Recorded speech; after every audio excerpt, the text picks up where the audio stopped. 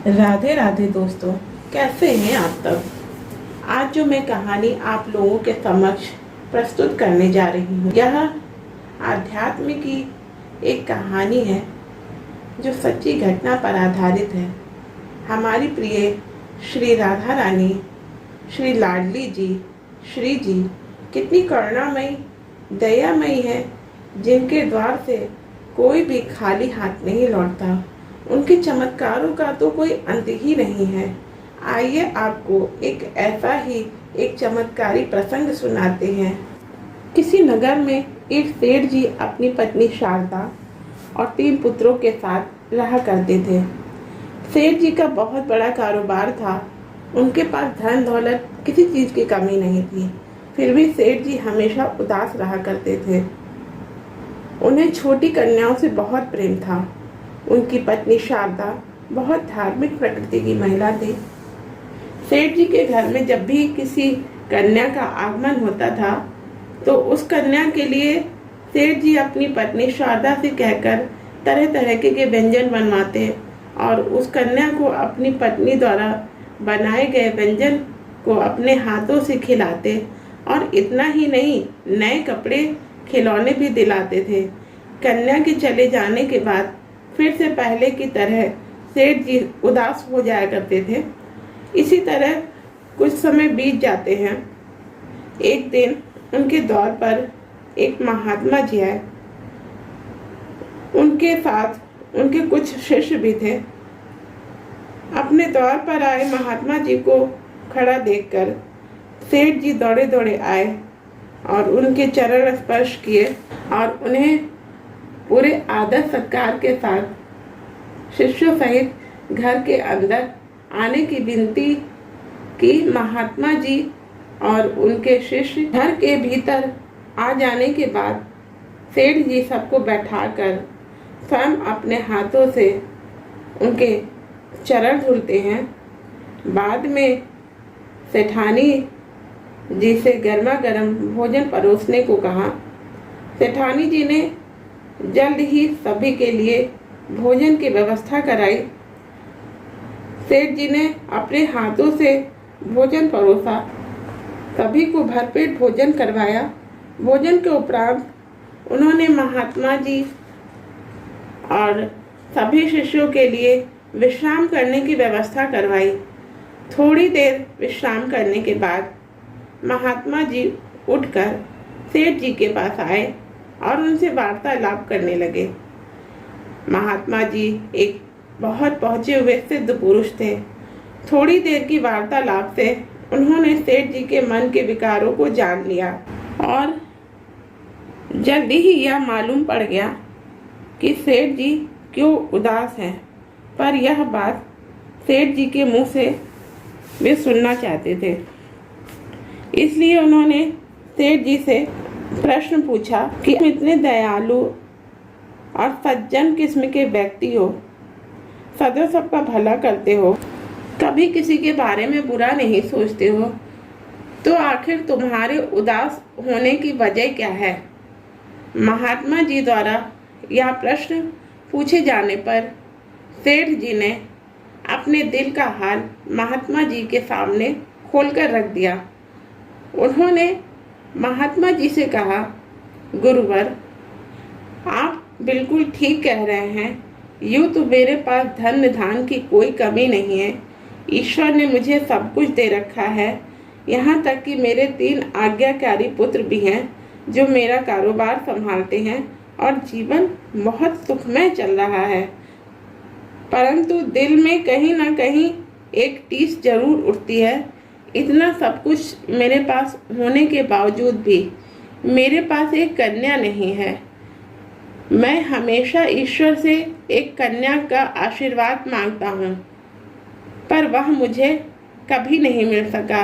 इसलिए मैं हमेशा छोटी कन्याओं का खूब स्वागत सत्कार करता हूँ, उनको अच्छा अच्छा भोजन करवाता हूँ, उन्हें नए नए वस्त्र देता हूँ और उनके साथ खूब खेलता हूँ।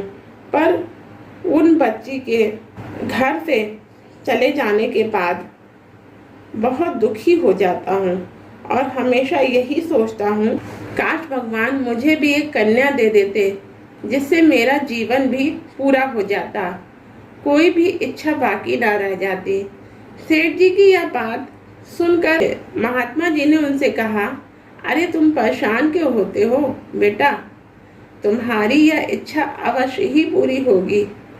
तुम एक काम करो, सेठानी जी को अपने साथ लेकर कुछ दिनों के लिए बरसाना हो आओ और वहां जाकर लाडली जी को अपनी ये इच्छा अपने मुंह से बताओ।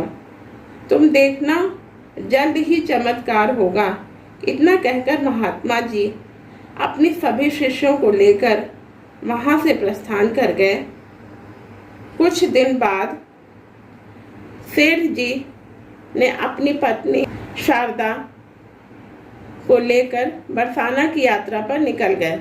बरसाना पहुंचने के बाद सेठ जी और उनकी पत्नी ने श्री लाडली जी के दर्शन किए। कुछ समय बिताने के बाद वे लोग वापस अपने घर प्रयागराज आ जाते हैं। एक दिन दोपहर का समय था। सेठ जी भोजन करके विश्राम कर रहे थे। तभी उनके कानों में मनिहारिन की आवाज़ सुनाई पड़ी, जो जोर जोर से चिल्ला चिल्लाकर चूड़ी बेच रही थी। तभी सेठ जी ने उस मनिहारिन को आवाज़ लगाकर अपने बंगले के भीतर बुलाया और उससे कहने लगे, घर में मौजूद सभी स्त्रियों की चूड़ी बदल दो, नई चूड़ियां पहना दो। सेठ जी के कहने पर मनिहारिन ने ऐसा ही किया। उसने घर की सभी स्त्रियों को नई चूड़ी पहनवा दी। अंत में वह सेठ जी के पास पैसा लेने पहुंची। उसने सेठ जी से कहा कि आपके कहे अनुसार प्रत्येक स्त्री को नई चूड़ी पहनवा दी है। कुल मिलाकर 10 हाथों में चूड़ियां पहनवाई है, जिनके 200 रुपये हो गए। मनिहारिन की बात सुनकर सेठ जी चौंक पड़े और उससे बोले, बहन तुमसे जोड़ने में कुछ गलती हो गई है। मेरे यहाँ तो सिर्फ 4 स्त्रियां हैं, एक मेरी धर्मपत्नी और 3 मेरी बहुएं। तो इसका मतलब कि तुम्हें जरूर गलत फहमी हो गई है। पर मनिहारन अपनी बात से टस से मस ना हुई। वह अपनी बातों पर ही अटिक रही। नहीं, मुझे कोई गलत फहमी नहीं हुई है। मैंने 10 हाथों में ही चूड़ी पहनाई है। बहुत देर के विचार विमर्श के बाद भी दोनों ही अपनी बातों पर अडिग रहे। अंत में इस बहस का कोई फैसला ना निकलता देख मनिहारन को ही झुकना पड़ा। उसने 8 हाथों के पैसे लेकर वहां से चली गई। रात को सेठ जी के सपने में एक बच्ची के रोने की आवाज़ सुनाई पड़ी। उन्होंने जब इधर उधर ध्यान से देखा तो उन्हें एक बहुत प्यारी सी छोटी सी कन्या विलाप करते हुए दिखाई पड़ी। सेठ जी दौड़कर उस कन्या के पास आए और उससे उसके विलाप करने का कारण पूछा। सेठ जी के पूछने पर उस कन्या ने कहा कि आज आपने मनिहारिन को पूरे पैसे क्यों नहीं दिए। वह सच बोल रही थी। उसने 10 हाथों में ही चूड़ियां पहनाई थी। आप गिनती करते समय अपनी बेटी को कैसे भूल गए? याद है जब आप बरसाना आए थे तो आपने मुझसे क्या कहा था? मैं याद दिलाती हूँ। आपने मुझसे कहा था कि हे राधा रानी जी, मेरे पास कोई कन्या नहीं है, इसलिए मैं आपके पास अपनी विनती लेकर आया हूँ। आप मुझे एक कन्या का आशीर्वाद दे दीजिए। अगर मेरे कोई कन्या नहीं होती है तो मैं आपको ही अपनी कन्या मानूंगा और आपकी एक कन्या के रूप में सेवा करूँगा। तभी कन्या ने उनसे फिर से कहा कि बड़ी जल्दी ही आप अपनी बातों से मुकर गए। पूरे जीवन भर की सेवा करने की बात कहकर एक चूड़ी तक का पैसा नहीं दे पाए। इतना कहकर वह कन्या सपने से अंतर्ध्यान हो गई और सेठ जी की नींद खुल गई।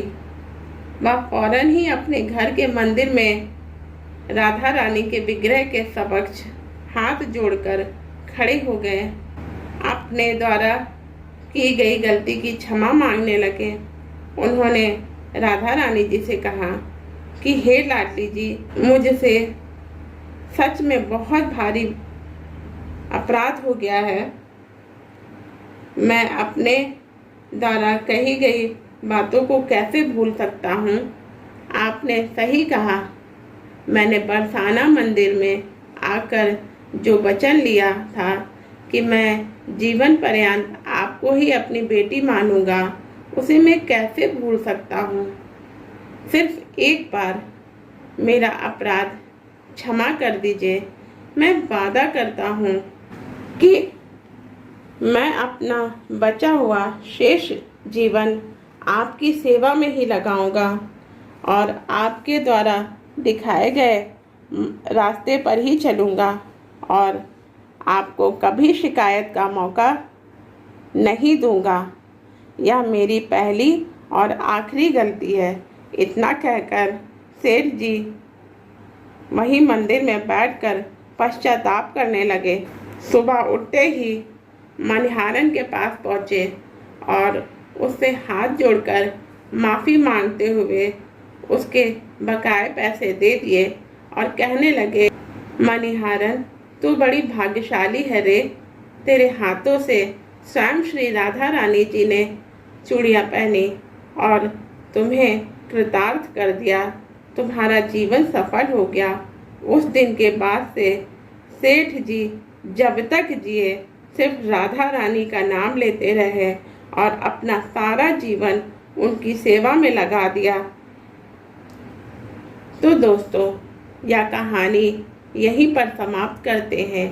एक बार प्रेम से बोलो, राधा रानी की जय, बरसाना वाली की जय, जय श्री राधा रानी की। दोस्तों, आपको यह कहानी कैसी लगी? अगर अच्छी लगी हो तो कमेंट्स बॉक्स में बताना मत भूलिएगा। मिलते हैं किसी और कहानी में। तब तक के लिए राधे राधे।